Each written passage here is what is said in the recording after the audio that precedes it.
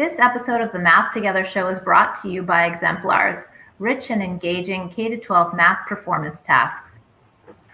Welcome to the Math Together show, where thoughtful math educators gather and learn together. I'm Molly Vokey. I'm Heidi Subnani. And I'm Sue Looney. We are so excited to have everybody with us here tonight.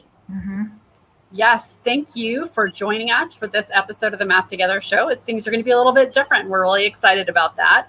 So let us know where you are watching from and click like or put questions and comments in the chat, and we will get to those if we have time. So we always love to interact with those who are watching. Excellent. Yeah, this is a good one for people to chime in, don't you think? Absolutely. 100%. Yes. So we're going to shake it up a little bit tonight. You've got the three of us with you tonight, and we're going to do this a little different. So we kind of have two parts. We're going to share our vision of how we move forward from a place of strength. And then after that, we are going to bounce around a couple of questions, and then we welcome you to answer those questions and perhaps pose one of your own in the comments. Excellent. Yeah. But first, we want to take a moment to take a breath. I know. Breathe and give ourselves a little break. Yes. And secondly, we want to be really clear that we want to frame this conversation productively and positively. So that are kind of our ground rules for going forward and how we want to think about moving into the next school year. I know we're just finishing up this one, and so it may seem like a lot. So deep breath. But I think if we can start thinking about things now and planning purposefully, we can enter into all of this with a lot of positivity and productiveness. So awesome. So we're going to share with you our vision for this, and we actually are running two institutes. June is almost full, actually. And so this is teams of educators coming together to think deeply about how we approach this from a place of strength, how we come together and we don't try to solve this in silos on our own, but rather gather together, like math together, right? And because of some requests, actually August, we've opened up that individual teachers can sign up too. So it's always better to learn in a team, but sometimes you're on your own. And so that is now open for individuals to sign up as well. So any more information on that is available at the website, www.looneymath.com. So we are going to start by sharing our vision. Heidi, if you want to go ahead and get that graphic up, and we'll get that up here in a second. It didn't. Okay. So we'll start here with our key question. Yeah, how do we take what we've learned and start the 2021-2022 school year stronger? We're really aiming to work with teachers on looking at next school year, like Heidi was discussing, on a real positive note, and how do we look at the strengths? Awesome. So this is a graphic that we came up with that we're really excited about. Actually, we have been putting our heads together and trying to kind of prioritize all the things that we think are important for when you start the school year. And we think at the core, or at the target, so to speak, is social emotional learning. We really feel that we really need to care about the person before we care about anything else. So if we've not learned anything in this last year, it is that people need people, and we need to care about everybody's emotional learning first.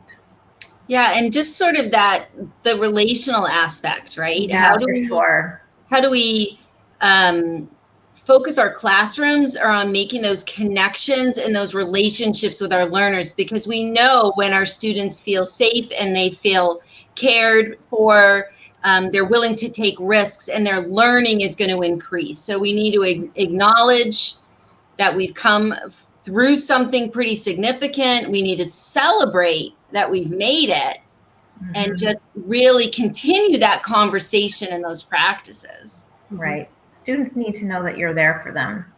Yeah.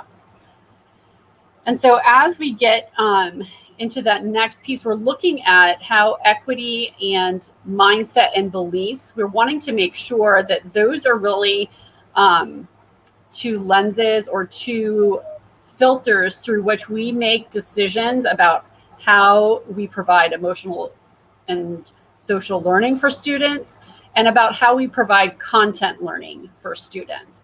And so we want to keep these things at the forefront of all of our learning together as adults and in the learning that we provide for our students.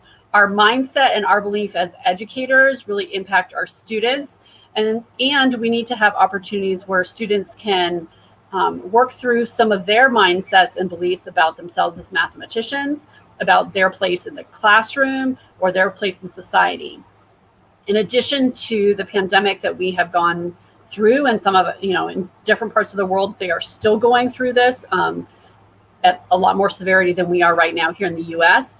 The US has also been dealing with a reckoning, not that these things did not exist before, because they absolutely have for many populations within the United States. But for some, this has been an opportunity to actually be confronted with those issues of inequity. And so we want to make sure that decisions that we are making are equitable, that we are providing opportunities for learning and creativity for all students, and that we are not continuing systemic injustice as we go forward. So we really want to make sure that's central to all the work that we're doing going forward. Yeah, just sort of doing the work. Yeah. And checking in. What do I believe? What mindset do I bring to my work? How do I convey that to my students? And then keeping equity at the forefront, which is something we're going to get into a little bit more detail. And the last layer around the outside is this idea of standards, learning continuum, and strength-based instruction. So I think that often we've had this the other way around. We've sort of like had the standards as our target and the content. Yes. And it's like, well, like if we have time, we'll attend to that SEL for the first month of school while we, high five our kids as they come in. But catch me in a month and I'm behind the computer as you enter, Yeah. And so we've kind of thought really deeply about these layers. And I think we've learned in this unprecedented year or so that we've had that this is the correct order. It probably always has been, but we've been forced to think about it. So once we think about that social emotional, we put those systems in place. We attend to mindset, beliefs, and equity as ongoing doing that work. Then we have a community where we can look at the content, and we want to not just think of standards, because those are so sort of artificially dealt out by grade level. It's not really how kids learn. So then we want to think about learning continuum. So how do we learn over time? And not just instruction, but we want to really be operating from a place of strength. So that is the outer layer of this look at how we go forward. Right. And we want to be also thinking about this from kind of two perspectives, right? So the entire world has been through an ordeal here. We are lucky enough to be on the way out of it at the moment. But we want to be looking at this from two perspectives. One, as our students, of course. Always, we've looked at our students, but we also need to look at it from an educator's perspective. And educators have been through the ringer this year. Teachers at all levels, anybody who works in the school has been through the ringer. So we want to make sure that we are really considering this from both angles and that everybody's getting what they need and knowing what to do. Mm-hmm. So when we consider social and emotional learning, we're not just talking about for our students. Right. How we socially and emotionally providing support for our teachers, for our administrators, for our support staff, etc.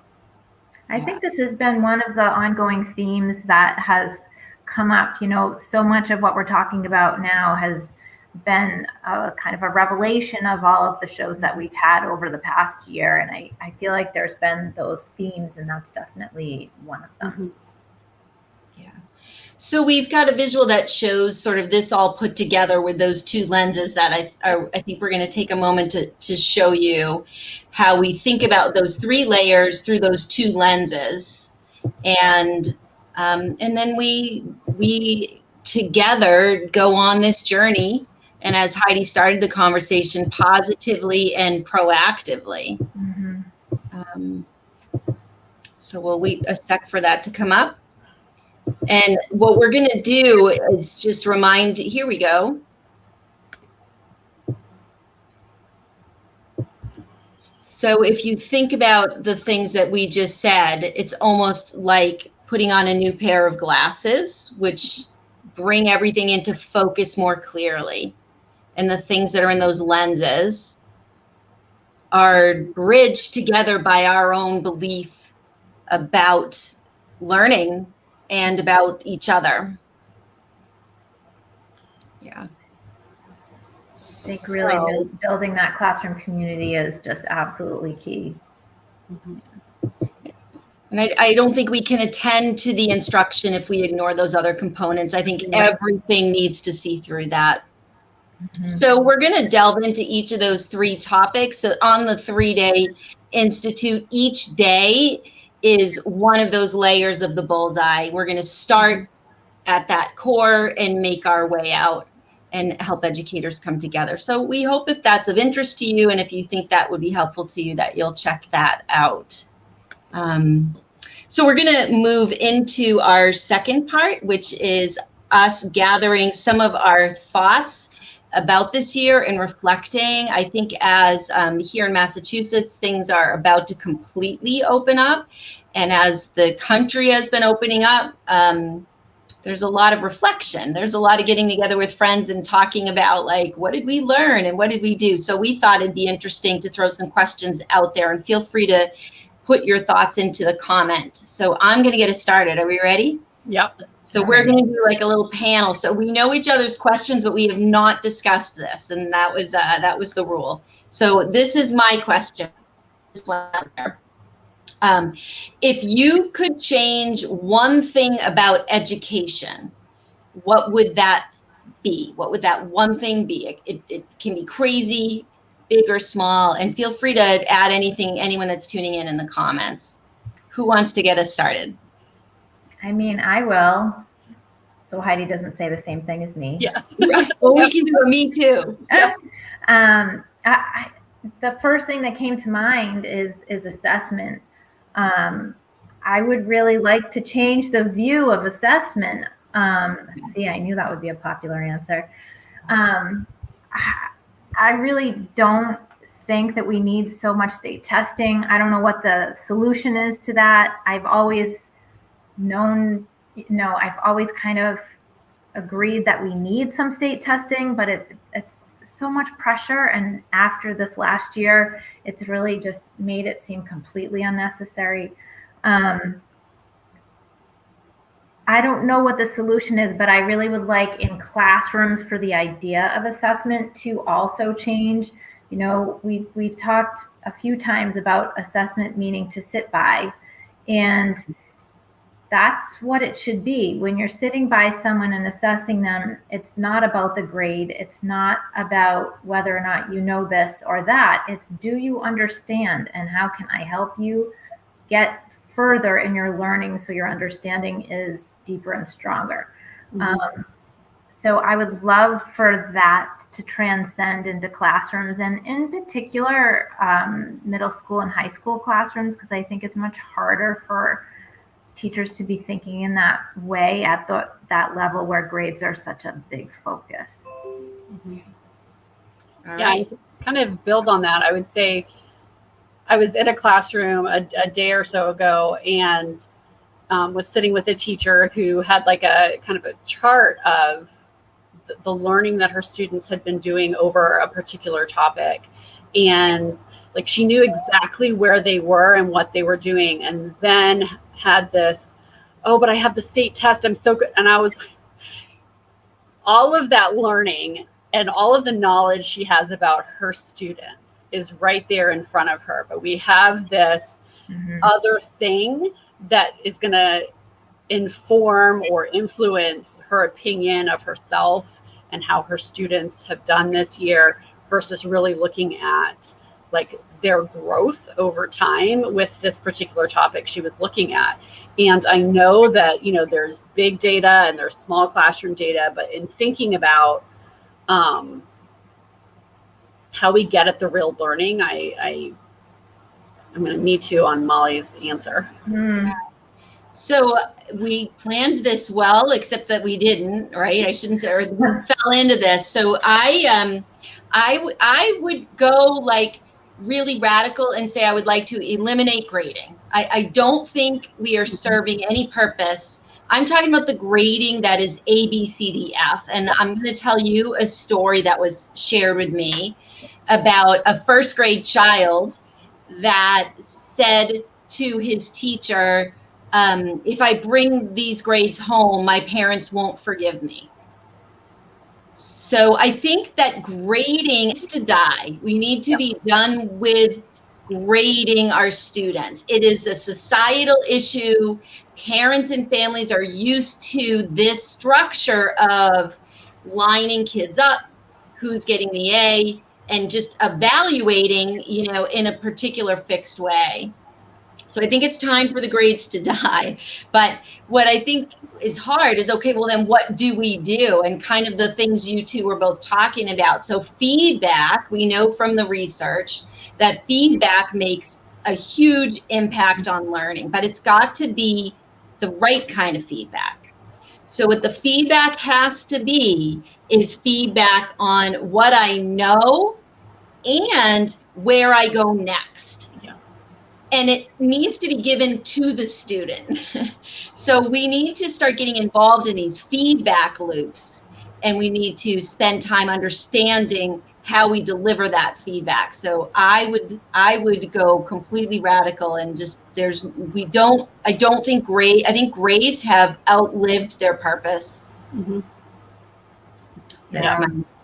That's such a big one though too, right? Because I remember being teaching a course, I don't know how many years ago, but I'm going to say approaching 10. And there was a teacher who was in a school where they didn't grade. And I was like, oh, tell me, how does it work? And it was all portfolio based. Yeah. And it's totally fascinating how that can work.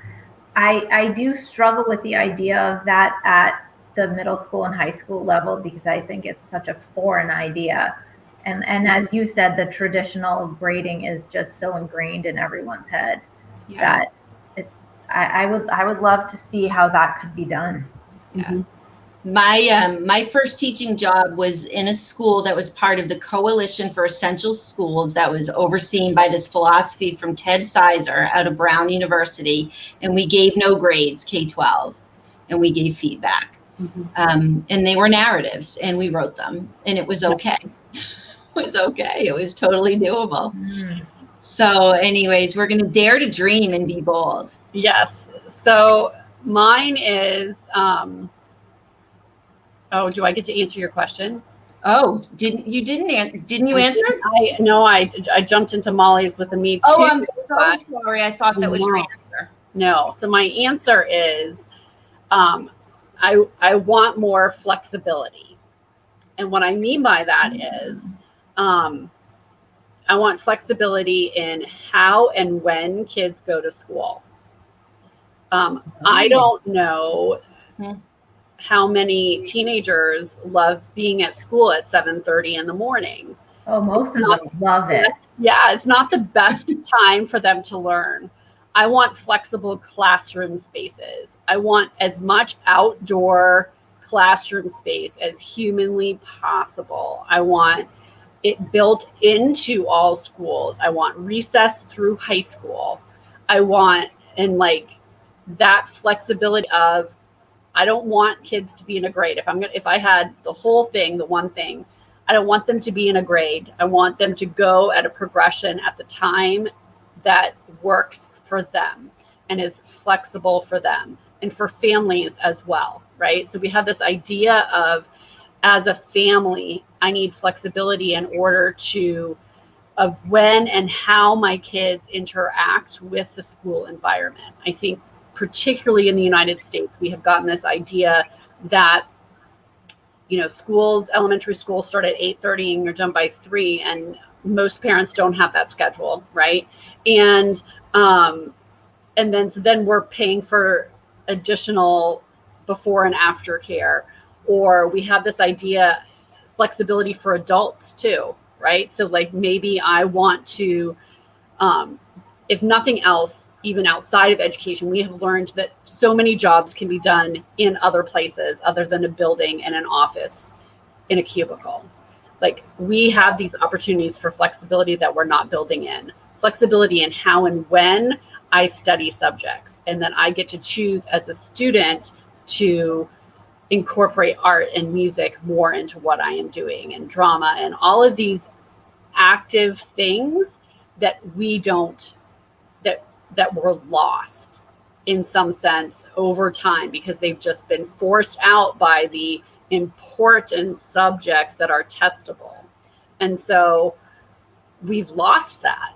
And we had an opportunity really that we didn't take last year at this time to think about, okay, how do we, particularly in warmer places, use those outdoor spaces to bring more students back or to have flexible groupings outside. I mean, we're in New England, maybe we don't want to do that in the middle of winter, but what opportunities do we have in the fall? What opportunities do we have now? How are we incorporating those spaces and thinking a bit more flexibly about that? And there are schools. Wow, mine seems pretty standard now. Like you guys are really like blowing things out of the water. There are schools and structures that do that. I was speaking with a parent, and her son's education is entirely outdoors. But just I like that thread of flexibility.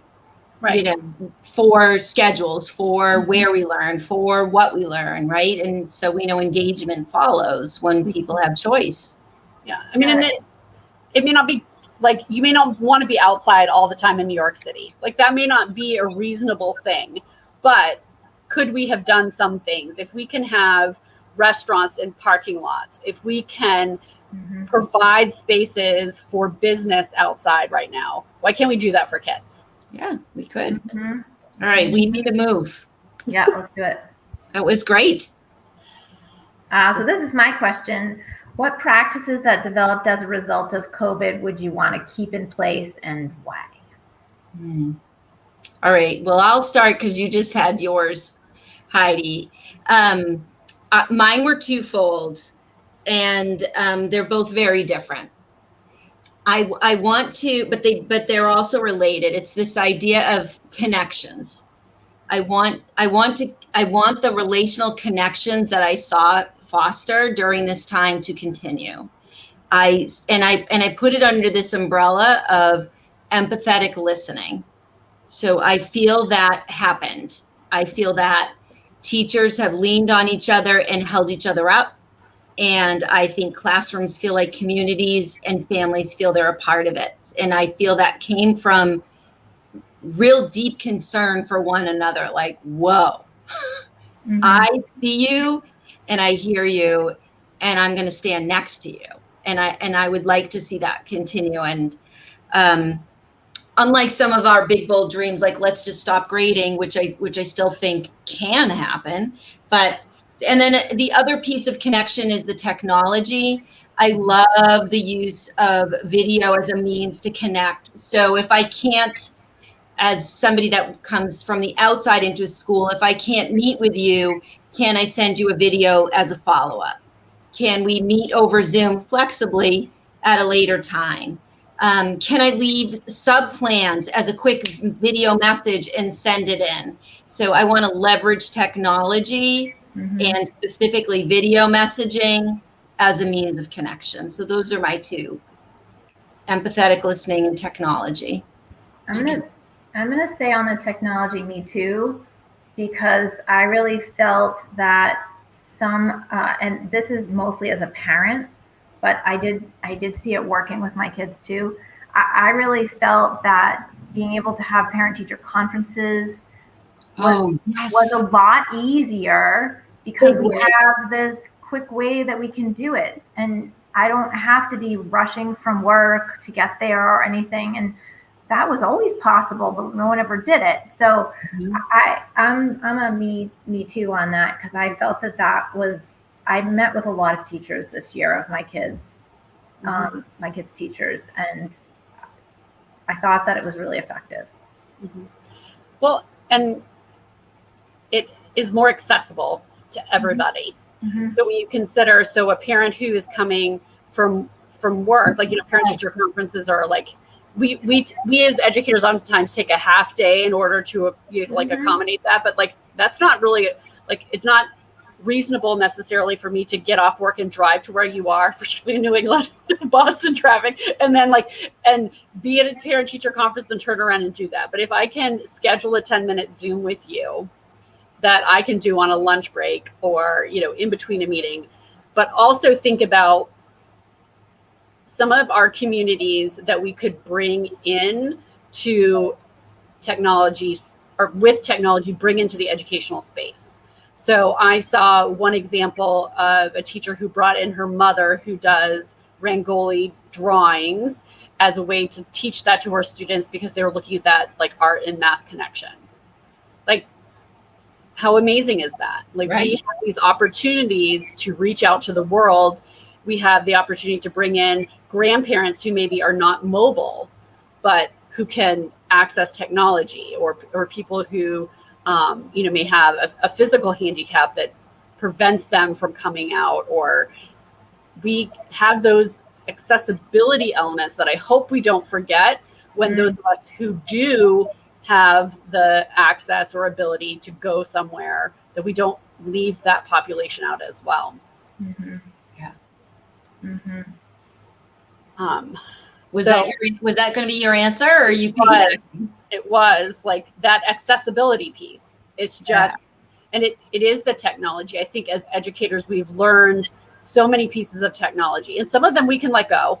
Like, I could not have a Zoom meeting for a while, but there are some things that, just like it could have been an email, it could have been a Zoom meeting, or it could have been at a different time or a different place.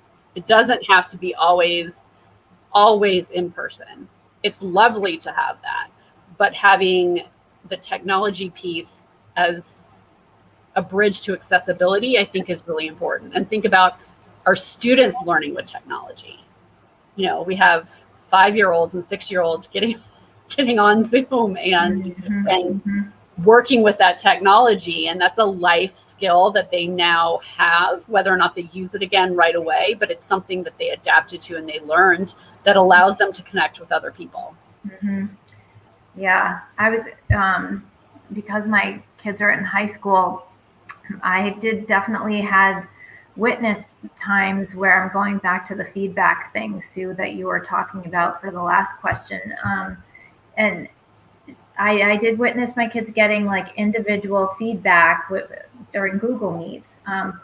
And I think it was invaluable to them to be able to do that. And I'm not really sure that they would have had that individual time with teachers if they were in the building, because it would have been rushing from here to there and everywhere. But many times, even a crying child before was not a non-crying child after that meeting. So just makes it so much more possible. Right. All right. And our last question. Okay, so this is mine. So how do we keep equity at the forefront of our planning and not return to the normal that was before? I know that we want to get back to so many normals, but this is one of those that I think we leave in the past. And so how do we keep equity right front and center in all of the work that we do and the actions that we take? Yeah. I mean, I can start this off, I think. I really think to keep it at the forefront that it should be a school-wide, if not district-wide goal. And when everybody's working on it at the same time, and I mean, this is not something that we're going to have just like one PD and then we're done. No, that doesn't work. One PD introduces you to what you should get started with, and then we should have continual PLCs and, district meetings and all of that. We should be talking about it throughout the year. I really think that when I have worked in a system where they have had school-wide goals and district-wide goals, that the planning to talk about it throughout the year has been much more successful. So if I were an administrator, I would be planning talks throughout the year, like, how is it going? What are you doing? What are you doing? And how are those things the same? And how are they different? And well, maybe I'll try that because that was really great. But I do feel that, together we're always better. Mm-hmm, for sure. Yeah, for sure. So of course I have two answers. You like to have two. Yeah, and I'll probably figure out how to connect them. So I think the first thing is that we focus on the brilliance of all students. Mm-hmm. And we do that with a strength-based approach. And we change our language of how we talk and describe our students and perhaps one another as well. And so operating from a strength-based position and seeing everybody's brilliance and celebrating it. So, we're getting those glasses on. The other thing I really have to give a shout out. I think that, Molly, like you were saying, this is ongoing work. We all have work to do. And we need to keep at the work relentlessly. And there's a new book that gives us a framework. So Choosing to See, which has been written by Pamela Seda and Kendall Brown, is really awesome. And they have what they call the ICU Care Framework. And so they give us a framework for doing that work. And the first I is include others as experts. So I can never know someone else's experience, but someone else can explain that to me, and I can bring experts in this field in. This next C is be critically conscious. And so they get into what that means. The U is understand your students. And then it's use culturally relevant curricula, assess, activate, build on prior knowledge, release control, and expect more. And they have laid out a chapter of what each of those steps are. So this was a big question. How do we keep it at the forefront? And I thought, I love the first one, like include experts. I was like, I'm not sure I entirely know how to do that. And I need some guidance on how to do, I can do my own personal journey, but how do I lead a school through that? So this, that's what I mean, Sue, right? Like that's the framework that would be going on throughout the school, right? Yeah. We're all working on that. Yeah. Or the district, for that matter. Yeah, and I think too, bringing in experts to speak to it, but then also not expecting our colleagues of color to always have to lead out in this or to always take the hits. And I think, there's this balance of the lived experience of our colleagues of color is going to be different and can definitely inform and help educate us, but it's not their job to educate us. It's my job to Yes. do the work that I need to do within myself, and then think about what that equity is. And then that's a continued journey that I can have, and in bringing in, as from a district level, okay, who are some experts that I can bring in to have this conversation and lead that, so that we don't see our colleagues of color only able to deal with, okay, well, you can deal with equity. Well, maybe they are an expert in literacy or in fractions or in math, or like, let's highlight their brilliance in those areas as well, and not see them as only able to speak to one aspect of the work that we're doing. That's right. That's right.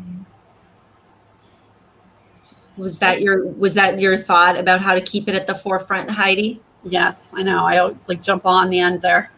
No, it's okay. I felt I had cut you off on the first one, so I wanted to make sure.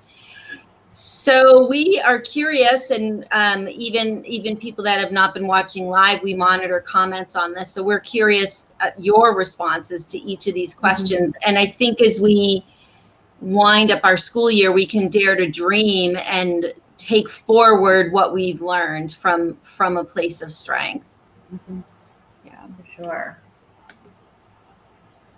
So we just want to highlight again the Emerging Stronger Institute that is coming up. These are just a quick taste of some of the things that we're going to be talking about and tackling and working through. And we're going to be looking at, over the course of 3 days, all of these major areas. And so we invite you to join us either in June, which is almost full. So if you want to do that, you could get on that quickly with the team. If you are on your own or you have a team, you can join us in August. You can find out more information at looneymath.com. Awesome. And next week, it's going to be June next week. Crazy. I do not know what has happened to this year. No. We are going to be talking to Khadijah Smith, and she's going to be talking to us about some of the stuff that we were talking about tonight, technology and grit, and how can we get those two things going in our classrooms. So that would be a good way to end the year, to start thinking about next year. Awesome. So, well, thanks everybody for being with us tonight. A reminder to always be curious and take good care. Night, everyone. bye-bye.